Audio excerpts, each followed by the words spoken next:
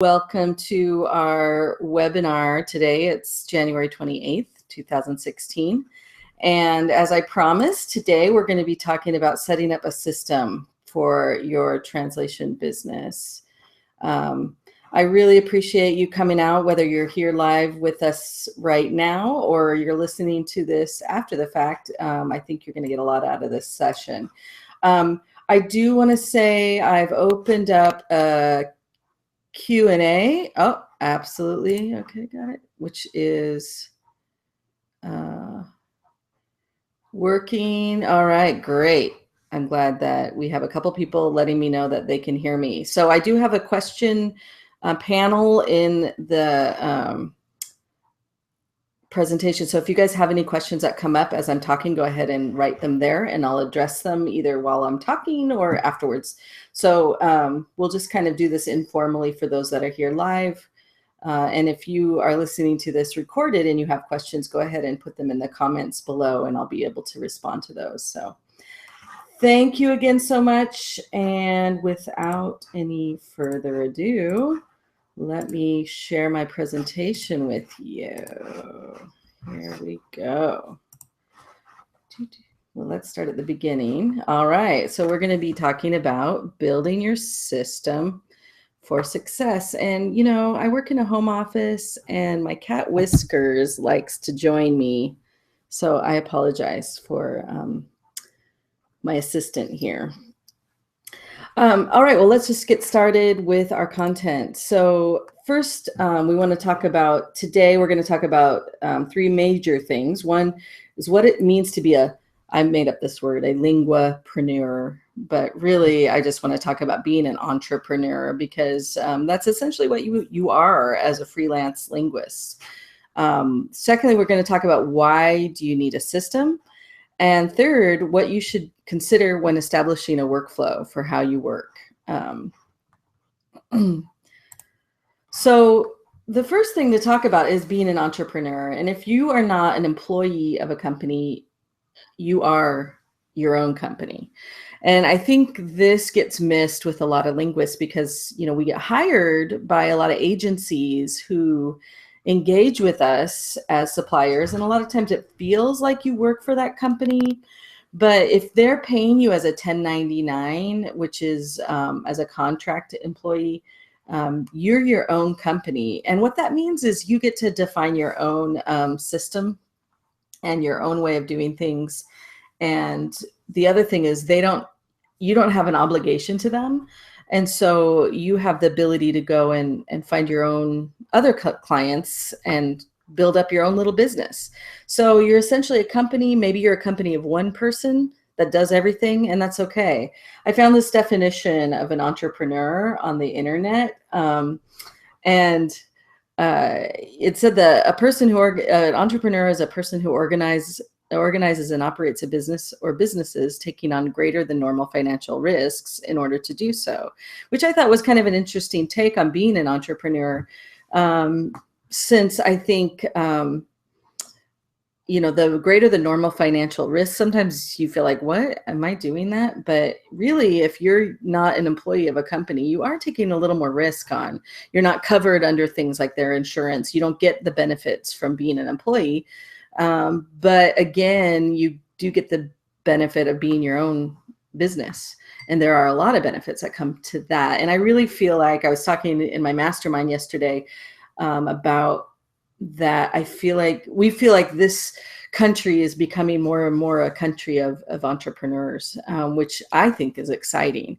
I think, you know, running your own business is not only rewarding mentally, but I think it can be kind of in a weird way a spiritual practice because it helps you get to know yourself as a person and what you have to offer the world. Anyway, that's my woo-woo moment of the presentation, but I'm excited about you know, what this means to you know, our society. So anyway, welcome to the world of being an entrepreneur. I don't know if you thought of yourself as that before, but even if you're just doing this on the side part-time, it is your own thing. And so I think it's important to have a system so that as you're working with clients, you're satisfying your clients, because that's a big part of being your own company, is customer service. So those clients come back more and more. So why do you need a system? So I just kind of hinted at a couple of reasons. Maybe I'm going to check back into the chat here. Do you guys have any thoughts about why you need a system for being an entrepreneur and running projects? So if you have thoughts, go ahead and put them in the questions tab. Otherwise, I'm going to just go with my ideas, and you may think of some as I'm talking. So the first reason, as I mentioned already, is to delight your clients. And I'll explain, there's actually a pattern for this, and I'll explain that in a minute. But to delight your clients. And secondly is build your own confidence for quality deliverables. If you have kind of a pattern for the way you accept work, do the work, deliver the work, it gives you that high quality confidence that you're going to deliver good work or your best work. I want to add something to this too, and that is about just stress, because I think one of the beliefs we have in this industry is it's very stressful, because we are working with deadlines and budgets and a lot of external factors that we don't have any control over. The projects sometimes come in all shapes and sizes, and it's hard to kind of sort that out. But I think, most projects do have sort of similarities that you can glean and put into a system that you have designed. And one of the reasons, which I didn't put here, but I just thought of, is it really helps you put a pattern in place to eliminate stress in your life. Part of, I think, why we feel so much stress as, entrepreneurs, as freelancers, is because, we're trying to do everything for everyone. And I am speaking from experience, because the first 4 years of my business, I tried to do that, and it was not profitable and very stressful. And so I've started putting some process in place in my company, and it's made a huge difference in my bottom line, as well as my stress, just my family life, my stress level.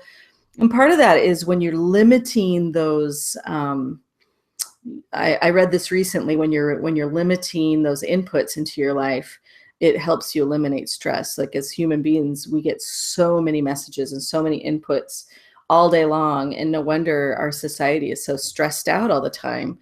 But if, things like, even if you say, you know what, I can go to the mall and there's a million stores in there, and it's a lot of input. And if you just say, I'm only going to shop at this store, then it cuts out a lot of stress in your life.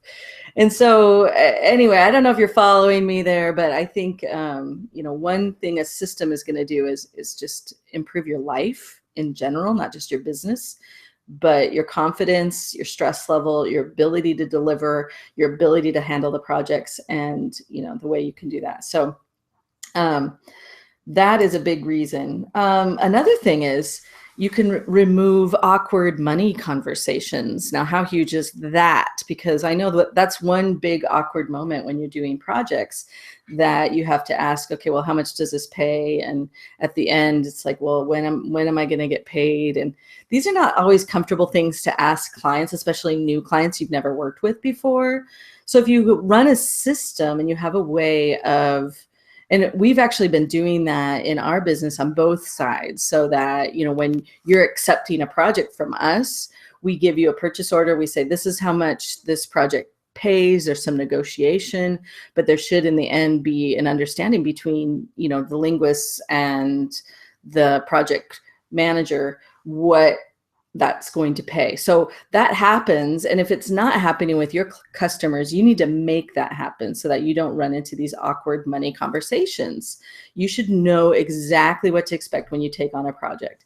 And so we're going to talk about how to do that. But again, this builds into eliminating stress, making your work more enjoyable, increasing your confidence, all of these things that are just going to help your soul, not just your business.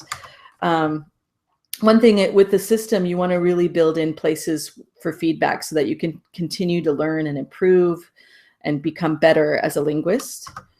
And lastly, the one I thought of was, it feels empowering when you have, again, it feeds back to that confidence level and being empowered, that you know what you can take on and you know what to say no to. If there's something that comes your way that just doesn't fit your system, and that's the best feeling in the world, when you get to a point in your practice, in your business, where you can say, you know what, I looked at this project and I can't fill this with my, limits, my skills, my stress, my time. And so my technical abilities, things like that. And so when you start being able to say no to projects, it feels so good, because there's another project around the corner that is going to be a perfect fit for you. And so, I think having a system in place will help you kind of weed that out a lot easier. Does anybody else have thoughts about that? I'm going to check in with you real quick. I don't see any other questions or comments here. Looks good. All right, cool. So I guess you liked my my reasons, but if you think of more, I'd love to hear. Sorry, we got to go through this again. Okay, so let's talk about a workflow. Now, this is kind of a general workflow, but when I'm talking about a workflow, I mean from the second you engage, all of your engagements with the client. Okay, so when you have a new client, should be a way that what we call on board with that client, meaning set up a system with that client specifically. There's a lot of things, when the first time you work with somebody, there's some things that you got to put in place. Again, to eliminate those awkward moments later, it's better to have these upfront conversations. And that's what we call onboarding with your client. So once you have the client in place and things onboarded with them, then there should be a workflow for just the starting of the project, or receiving a project and understanding. And there might be some checklists you can put together. And we're going to talk about how to do that. So starting a project, delivering a project. As you can see, these are all phases where you might have some interaction with your client. Collecting the payment for your project. And lastly, which is really important, is getting feedback, which, let me say, as somebody who works with linguists every day, every week, I rarely get a linguist that asks me for feedback on how they did. Occasionally we do, but rarely I do. So I think that's a very important step in the workflow. So we're going to go one by one and go through these stages, but your workflow may be different than this. You may get more specific than this. You may get more broad than this. So I'm just giving you sort of a framework that you can jump off from. So we talked about onboarding clients. Once you find a client, and that's a different lesson on finding clients. But once you find a client, what do? Well, contracts come up a lot, and sometimes this really surprises people. But I think as a business, as a company, you've got to have things in place to protect yourself and protect your relationship with the client. So one thing is a mutual NDA. Now, an NDA is a legal document called a non-disclosure agreement. If you don't have one of these are things you can Google. You don't have to hire an attorney. There are, or you can maybe take one that you've used or received before and change it a little bit. So you don't have to hire an attorney to put one of these together, but you should find a mutual NDA. And what this does is and make sure it's mutual, because what a lot of times your client will send you an NDA, which means this is an agreement that we're going to be sharing information with you that you aren't going to be sharing with anyone else, like competitors, especially as a company, as a supplier, you may be working with several clients that are competing with each other for the same business. And so you have to sign. It's good to have these signed so that you have an agreement and an assurance with your client that you're not going to be sharing that information. And make sure that you have some things in place to really ensure that you're creating that separation.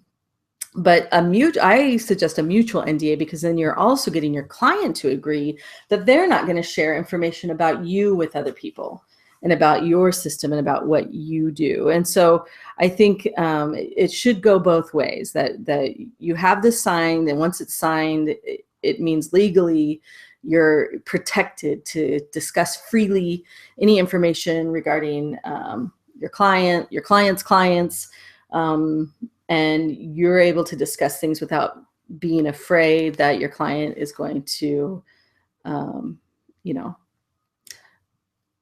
share anything that you don't want shared out in the world somewhere. So that is something to be aware of. It's very standard.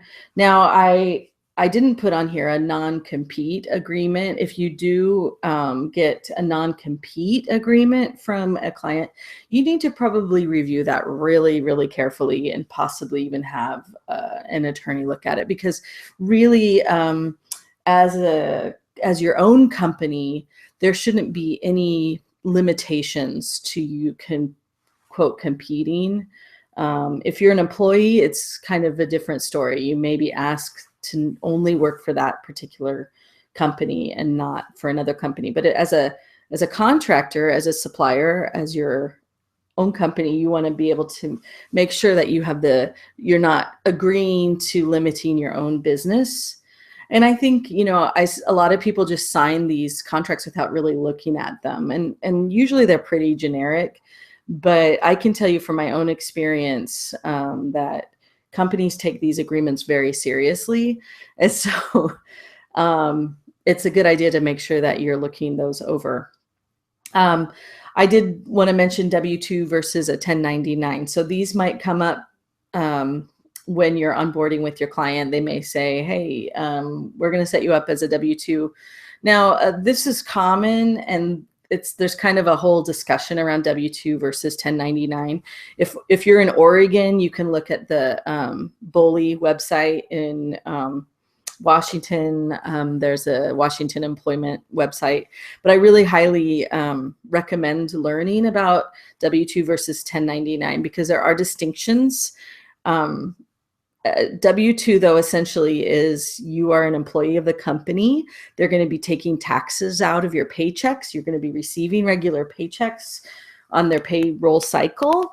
You're covered under, you get some benefits, maybe limited benefits, but you should get some benefits, even if it's just being covered from your, on insurance.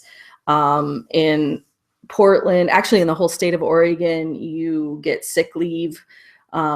In Washington, I think in the Seattle area, you get sick leave if you're a W-2. So there are things, it's definitely pay attention.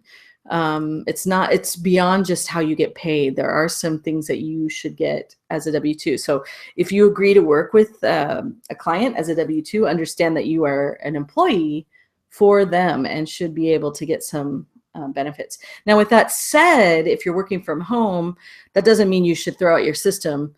It just means, it's how you're going to be set up to work with them.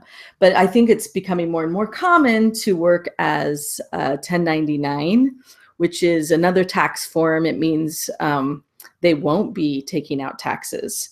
And so they are going to engage with you as your own company, and will pay you. You need to invoice, and they will pay you according to your invoice. So again, I encourage you to Google those. And if you have further questions about those, I'd be happy to try to answer them. I'm no attorney, but I have some experience with these things, so I'm happy to answer what I can. But of course, if you want to be safe, it's always a good idea to have an attorney, at least some access to somebody, especially because you're your own business. And so you need to have that. Confidentiality, again, I kind of brought this up a little bit with the NDA, but pay close attention to the confidentiality requirements. One thing is, and again, I'm trying, in my own business to get away from using email, because email is about the least secure way to communicate. And so I see a lot of companies still sharing files and doing things over email, which email is easily hacked, and it could expose your client or your client's information if your email gets hacked. And so I recommend, if you do receive files via email, that those get saved somewhere securely and your email gets deleted right away. So you don't want to have files just in your inbox. Even if you can't see them, they're there, and a hacker could hack into your account and have access to all of that. And some of those, you know, I mean, depending on your clients, it could have pretty severe implications. So be conscious as you're developing your system of confidentiality, and try to protect your clients' assets. They'll appreciate that. And there's nothing worse than having a leak happen because of something that you were just ignorant about. And so be educated about it, you know, and definitely, you know, if they have a confidentiality agreement, read through it and pay attention to the requirements, because some of them do have requirements of deleting files, and you want to make sure you're doing that in the proper order. So those are some contracts that you might be make sure that you have with your client before you start your first project with them. Another thing you want to do when you're setting up that arrangement with your client is have an agreement on your rate and how payments are going to happen. So that should happen up front. Don't start working on a project until you have an agreement. Again, this goes back to avoiding those awkward money conversations. So agree on the rate, be reasonable, you know, but also firm, you know, and it's a good idea as a company to have some rates that you offer for certain kind of tasks. I think it sets you up as a professional, you know, person when you've kind of thought that through. And so, but have that agreement up front, have that understanding up front, so that you don't run into surprises later. Okay, I'm going to check in on any questions. Looks like we're good. All right. Thanks, you guys. All right, so the next slide, I know I'm covering a lot pretty quickly, but we're recording this, so you'll be able to go back and look at it again. So the next stage in the workflow is receiving the new project. So you have this relationship set up, you've signed all the agreements, you've kind of done all your negotiating with your clients up front, and now you're ready for your first project. So I think it's a good idea to have a checklist that you kind of have either mentally or even write it down and have it available. It's always a good idea to write things down because it's easy to forget. But one thing, you know, and I don't work with enough linguists that do this, but one thing is when you receive a new project, the first thing you want to do is acknowledge that you received it. And, you know, as a professional linguist, the quicker you respond, the better. And I think a lot of people have their email on their smartphone, even if they're not home and available. I think it's great to, when linguists will get an email or a request for a project, be able to go into their smartphone and say, hey, got this request. I'll look at it in a couple hours when I'm home. It means a lot because you know that it's been received. It's not just out in cyberspace. So always acknowledge that you received that and try to do it within, you know, the first hour that the email came in, if not sooner. I've lost projects because we didn't get back. We didn't respond. You know, somebody responded in 5 minutes and I responded in 10 minutes. And, you know, the person who responded quicker got the project. So acknowledging is really important. The next thing is, you know, if once you get back to your desk, within the first couple of hours of receiving a new project, you want to confirm the understanding of the project. So reply to the project manager and say, okay, I see you're sending me this project. It looks like you want this document translated and you want me to use this specific memory to do it. And, you know, it gives you a chance to ask any questions. Do you also want, you know, trademarks translated, or do you want me to use a special tool or whatever? So, and what file format do you want this delivered? Do you want it delivered back in the Word doc format? Do you want it delivered in a, you know, cat tool format? So it's really good to have that understanding before later you might even work on the project like over the weekend, but understand that a lot of the project managers aren't working over the weekend. So it's really good to go through, a receiving phase. Confirm the deadline and budget.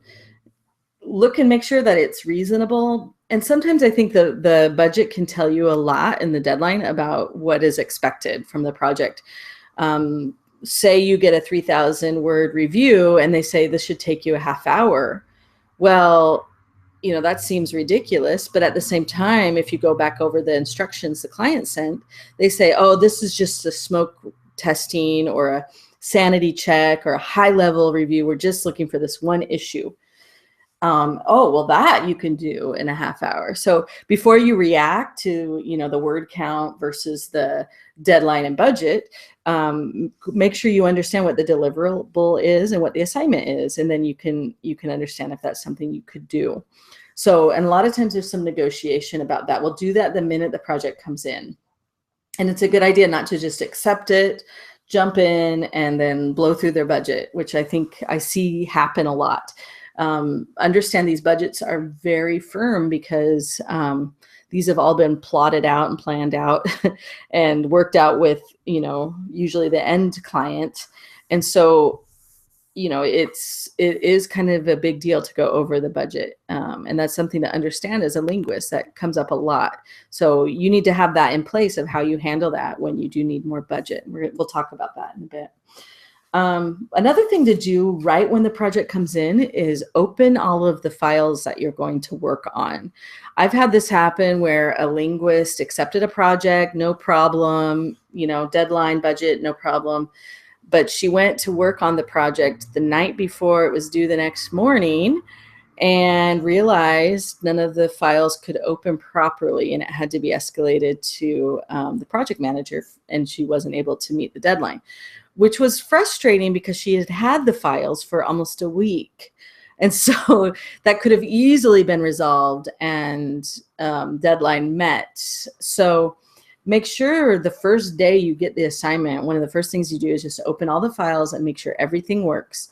Then once you've confirmed that, then with confidence you can go and actually do the work in your own time. And also review the technical details. Make sure you have all the program, software set up, everything in place before you start. The one thing that's really important when you are receiving the project, and this has to do with the customer service I talked about, is let the client know what they can expect from you. So, hey, I received this request from you, and here's what you're going to get from me. And the cool thing about that is when you actually deliver it, you can summarize, here's what I said I would do, and now here's what I did. And they're going to be thrilled. So it's really a small thing that makes a huge, huge difference. So I'm going to check in on questions. Oh, okay. We have a couple questions I can look at. We'll take a break for questions here. So Regina asked a question, trying to work on English to Portuguese. How strong is the market demand? That is a great question. And Brazilian Portuguese is very strong. I think you have definitely a great language pair there. And, it's this kind of applies for any market, but if you think about all of the millions of websites that are created on a daily basis, there's so much content out there for online content. And then you think about all the people in Brazil or around the world who are Brazilian who want to access to that content. So the question isn't really, is the market strong? Well, yes. I mean, obviously there are, not really sure how many people live in Brazil, but I know it's a lot of millions. So the question really is there of what is the content that you want to do? What is your specialty? And that we're going to do, actually I have some training coming up for that, that you would want to pay attention to. So Absolutely. It's a strong, strong market. It's usually one of the top languages when I look at who's looking at my content. Brazilian Portuguese is usually number one or two after English. But what the real question is what kind of content do you, Regina, want to work on? And that is where we want to build a market for you. So thanks for your question. And I think we'll get more into there's kind of a bigger answer to that, and we'll get more into that later. And Diana, who's also Portuguese, but she's from Portugal, was asking, do you know if we have to register with a state or city in order to be a business? You don't have to. You can.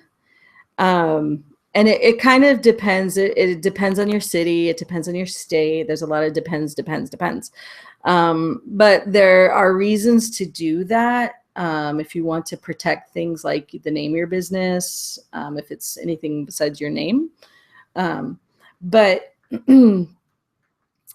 so there are reasons you want to do that. And it also depends on your clients. If you're working with direct clients, then it's a really good idea to do that. And I think it's not really that expensive to do in Oregon or Washington. And so working with direct clients, like that's the best, right? Because you get to charge what you want, and you know, it gives you sort of a little more flexibility.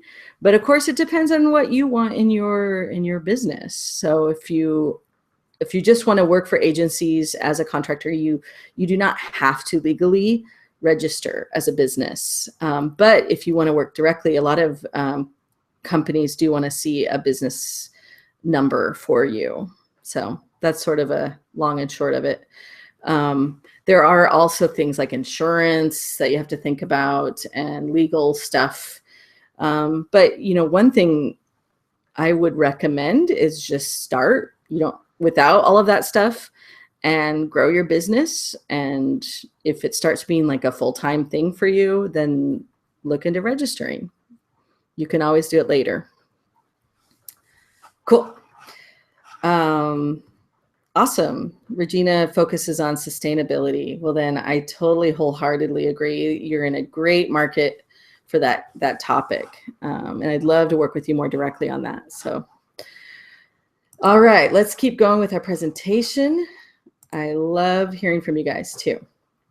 Okay, so come up with your own checklist. What are things that you can do to receive the project, but understand by doing this process, instead of just, yeah, I'll do it as a message, but if you actually do, address a few things in that acceptance message, it gives your client that confidence that you're going to do it, and it gives you the opportunity later to summarize what you did for them, and they will love it.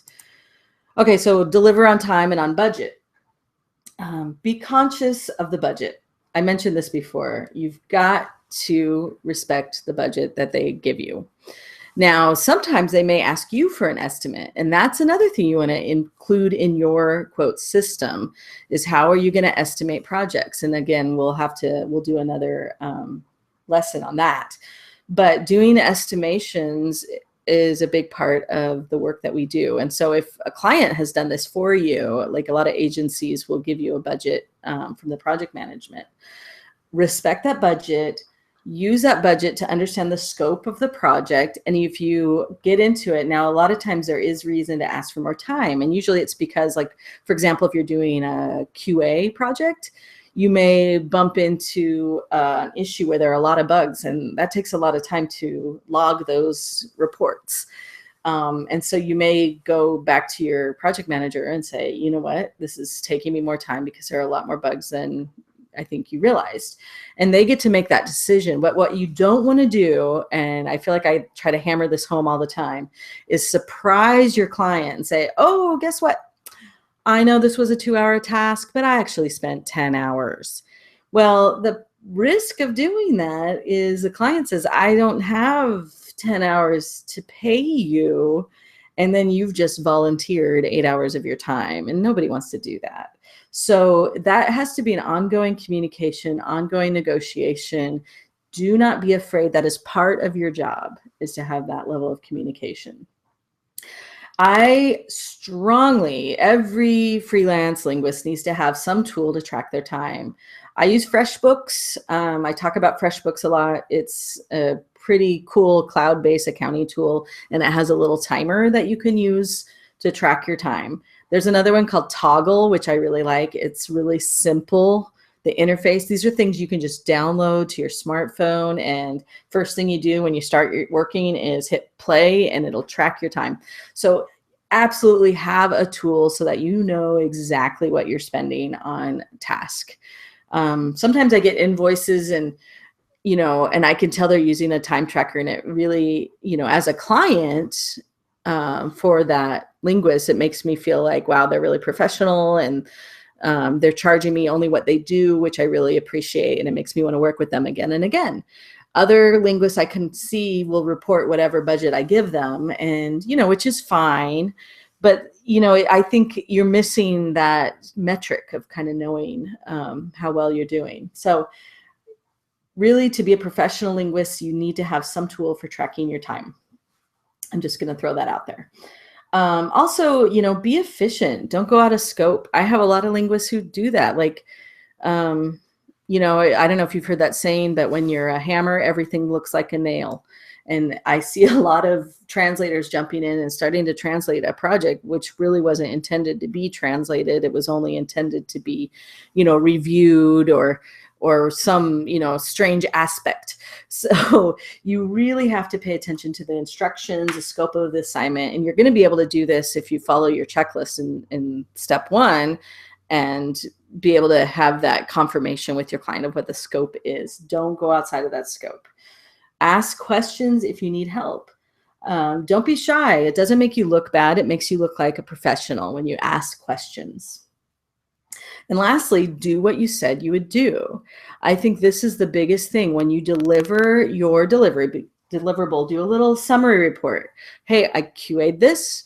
I filed this many bugs, and confirm that, this is what I understood the assignment to be, and I did it. And so it really, again, it's a psychological thing maybe, but it'll make your client really have that confidence that the task got done properly. So that is a big one. Get familiar with tools. So there are a lot of tools that are going to help you do a great job.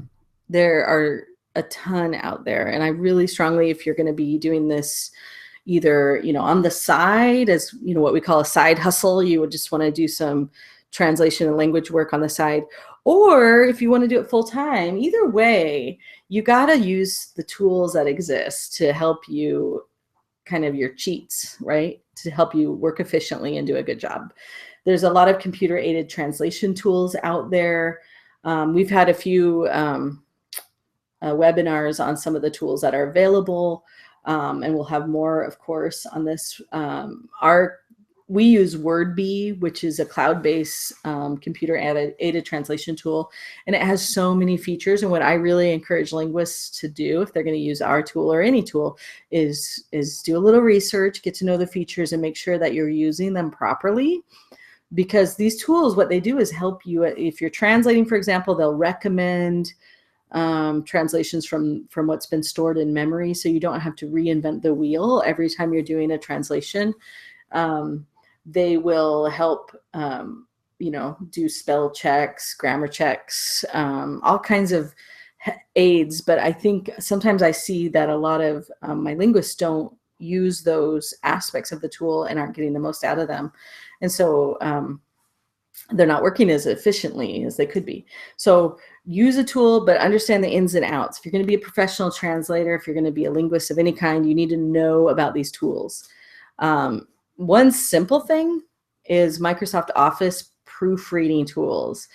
A lot of times it's a great idea just to throw a document into Word and see what comes up in the spell check, grammar check.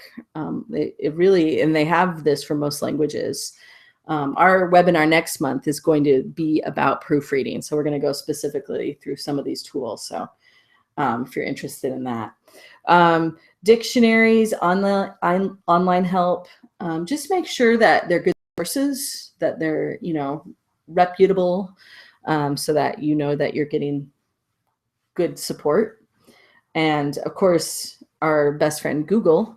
I love it when like somebody takes on a job and you can tell they're a pro because they went and researched and said, you know what, I just found another document very similar to this. It's already been translated. Okay, if I use some of that.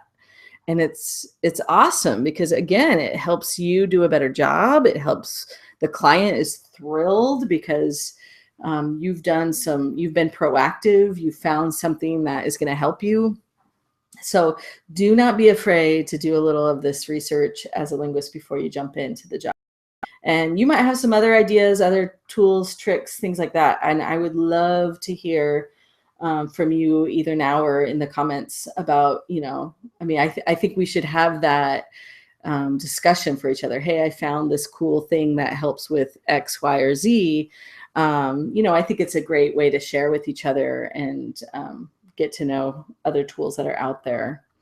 So I'm going to check in. Anybody have some tools that they rely on that they love? You want to share with us? Let me know in the questions bar. Okay, nothing so far, but I will check back. Okay, so then I want to talk about collecting payments. Now, this is sometimes a hard part of being a linguist. We're not accountants, and most of us don't love that money conversation. So what you want to do, and again, fortunately, you've been a professional. When you first started working with this client, you had this negotiation happen. You feel good about the rate you agreed on. So that's good. But what you want to make sure is, because I've had people work on projects and then months later they say, oh, I never got paid for this. And I realized, well, you never invoiced me for this. And if you're going to be a supplier, you have to be familiar with how to send an invoice and understand that this is part of your customer service as well. Invoicing is just as much part of your system as doing the project. So usually I recommend sending, as soon as you deliver the project, either right then or that Friday, create an invoice and send it to your client. And there are so many templates out there. You can just even go to Microsoft Office and go through a template. We have a template we use. We also use FreshBooks.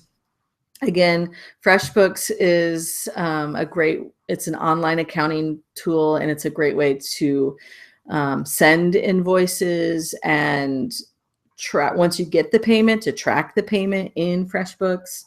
And you can also set things up with FreshBooks. This is my plug for FreshBooks. They're not paying me, I promise. But they do make it really easy to work with. And there's other tools like FreshBooks. So find a tool that really speaks to you. QuickBooks is another one, QuickBooks Online. But the cool thing is you want to give your clients getting paid is really what we're doing. So you want to make it as seamless and easy for your client to pay you as you possibly can. Make sure your invoice includes all the information about the assignment you did.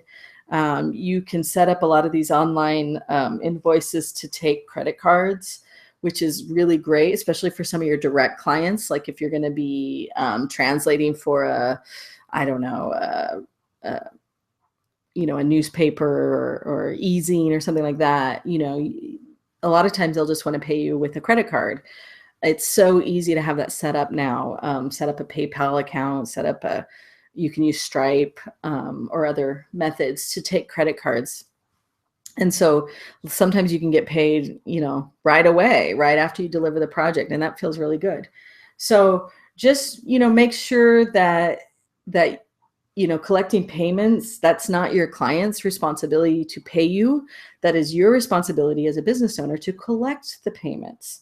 follow up. If you set your payment, and that's payment terms should be something you set up when you onboard with the client. So when what can I expect? Like, what are your payment cycles?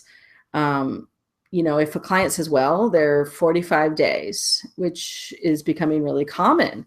Okay, well, 45 days. So you set your invoice net 45 days. And on the 45th day, if you haven't received a payment yet, check in with the client. Hey, haven't received this, So it's perfectly reasonable to do, and a perfectly professional way to run your business is to track your payments in and out. So I highly recommend getting a good system for that and using online tools to help you out. Okay, awesome. We're doing great on time too. So get feedback is almost better than getting the money, which sounds kind of funny, but really your goal isn't just doing that one project and getting paid for that one project, but it's delighting a client and helping that client work with you easily so that they want to come back again and again and again. That's how you stay busy as a linguist. And sometimes all you need are 4 or 5 clients that just love working with you, and you've got your own freelance language business. So, really this is really a formula, and it works great. I've been doing it for 5 years almost now, and I have clients that I've been working with since day one. But one of the best payments I get, sometimes it isn't the money around the project, it's the feedback. So one thing I recommend, either just send a quick email at the end when you deliver the project. Sometimes when I send an invoice, I attach a little questionnaire to the invoice, or just a casual conversation. But find out, 1, how did I do? 2, this is a big one that really gives you a lot of insight. Would you work with me again? And why or why not?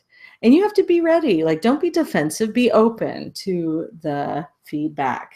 It's going to help you improve. Maybe you really botched it for a certain client. You maybe accepted an assignment that was technically a little out of your skill set. Well, get that feedback from them, help improve for the next one. Or, it helps you also know what your limits are as a linguist. But the cool thing is, if you can get a referral, recommendation, or quote from a client you work with that you can use on your website, your LinkedIn profile, or whatever you use to market yourself. So that's where the payment is, because again, and the other thing you can ask this client is, do you know anyone else who might be able to use my service as a Portuguese translator? So that's a huge question you could ask too, as part of your little survey that you want to give them, because that is going to be your best way of building your business, is word of mouth, referrals, and delighting your clients. So that's my little dirty secret for building your business. But yeah, get a quote. In conclusion, I put this little flowery picture because I guess I'm in my heart wanting it to be spring, and it's still pretty gloomy. But whether it is your full-time job or work you do on the side, you are an entrepreneur. If you have a freelance language business, you're an entrepreneur, or a linguapreneur. I made up that word, but I like it. So as such, you want to define a process for all your client interactions at every stage. Operate your business with a focus on your client and the delivery, quality delivery, I should say, and then watch your business grow. See, these flowers are getting watered. So that's my conclusion. Do you guys have any other questions? I'm going to check in here. Okay, what about payment by PayPal? PayPal is a great way to receive payments, and really slick, really easy. PayPal will take a cut. That's the only risks of these online systems, but a lot of your clients will, appreciate using PayPal. It works out really well for smaller projects, or if you have overseas and you don't want to deal with money exchanging and things like that. If you have clients that are overseas, PayPal is a great way to handle that. But yeah, they do take a pretty good cut. So, you know, you might research other ways of taking credit cards as well as PayPal, but it's an absolutely great way, and I use it all the time to pay people. Okay, another question. WordFast. WordFast, yeah, we have at least one client who loves WordFast, and it's, I think it costs a little, it's free up to a certain point. So I think it's a really good tool if you're starting out as a translator, because it does give you that bilingual format where you have English column, your source column, and it does handle memories pretty well. And it's free to use under a certain word count. So, you know, it has some limitations. It's a little older of a software. You know, I have mixed feelings about it, but I think, you know, if you're starting out and you need a computer aided translation tool, WordFast is a nice way to go. I won't lie. And I have some users who spend a little time learning it and actually kind of like it. So there you go.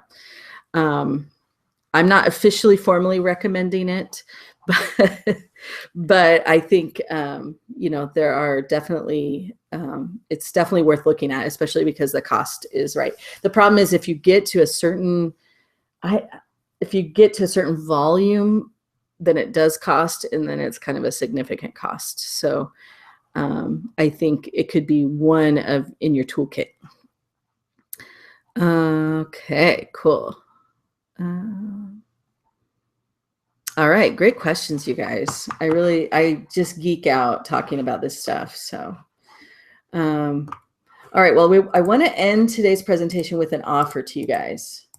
And this is something I'm really, really excited about for 2016. For those that are really serious about building their freelance business, I'm going to be opening through MindLink a freelance linguist incubator. And I don't know if you've heard the word incubator. I think of the little eggs and the chickens, and they, you know, but really it's basically a group. Will be a group that we work on our business skills together. And I'm specifically going to help you with your specific needs on building your client base and building your freelance business. And so we're just starting this out in 2016. And I'm really, really excited about doing this. We're trying to keep the fees reasonable because we know, you know, the pressures of being in the translation business, but I guarantee, I want to say the word guarantee, that by doing this, you're going to more than get your investment back. So what we're going to offer, what you're going to get with our incubator is getting support from experienced mentors. You're going to get help with promotion, marketing yourself. You'll get access to a lot more training, specifically some fundamentals in building your system beyond what we talked about today, but just step by step on how to build up a good system for your business, building your specialty, being radically clear about what you're here to do and how you're here to connect and attract those clients to you because you're known for a specific content, and then you're going to love all the work that you get. And we'll have a training class on what you should charge, what your rates should be. That comes up all the time. And so this is an example of some of the training, but we'll have a lot more than that. And just, you know, basically I'll have a Slack group, which is it's a chat application, kind of like a Skype. But the cool thing with Slack is we'll be able to interact with mentors, experienced people that have successfully built a business. You can ask specific questions. It'll also have a technical group where you can ask technical questions about if you get stuck using a project or at any stage in the workflow. So it really just is a way to get support for your freelance business, and you'll feel like more part of a team. So anyway, I just really highly want to recommend this to you. We're just getting off the ground, but I think I'm really excited about it. So just go to this website. You can either just, if you're ready to go, buy it now, or just sign the form, and then would love to set up time to talk to you specifically about your needs and how we can help you out. So check out the incubator.mindlinkresources.com.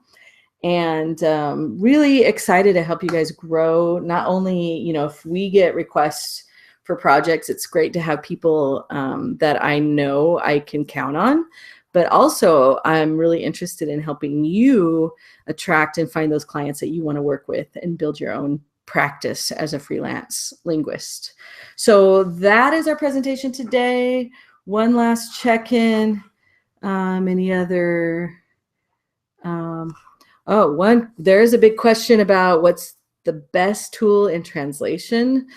I cannot answer that question because there are so many different things out there like I said, we use WordBee for our computer-aided translation tool. I love it because it's cloud-based, so I can actually assign projects using it to linguists who may or may not have their own computer-aided translation tool. But yeah, we can definitely talk about, if you have specific content, specific projects, there might be a tool that just really works great for you. So we should definitely talk about that. That would be a great topic in our incubator discussion. Cool. Any other thoughts or comments or anything? You guys, I think the live hangout worked out really well. So we will still have our free mentoring sessions every month. And yeah, hopefully we'll see you on the incubator as well. And excited to work with you on that. So we will wrap it up for today, but thank you again for your time. And thanks to those that are listening to this recording. And we'll look forward to working with you in the future. Have a great rest of your day and stay dry. It's really, if you're in the Northwest, pretty rainy. All right. Talk to you later. Bye-bye.